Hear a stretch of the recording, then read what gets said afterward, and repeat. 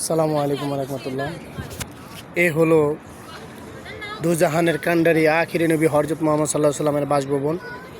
এইখানে উনি শিশুকাল থেকে বাল্যকাল এখানে কাটাইছে। দুধমা হালিমা যখন নিয়ে আসলো ওনাকে, তখন এই বাসায় ছিল আমাদের হযরত মুহাম্মদ সাল্লাল্লাহু আলাইহি সাল্লাম।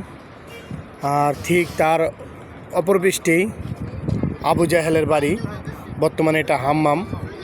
আর ঠিক তার পিছেই আমাদের পবিত্র কাবা, মুসলমানের কলিজা। তো এখান থেকে আমাদের নবী হযরত মুহাম্মদ সাল্লাল্লাহু আলাইহি সাল্লামের গিয়েছিল হিজরতে মদিনায়। এখান থেকেই এই কুরাইশদের সাথে ঝামেলা করে এমন এক নবী যারা সৃষ্টি না করলে দুনিয়া কিচ্ছু সৃষ্টি করতো না, কিচ্ছু না, আপনি আমি কেউ না।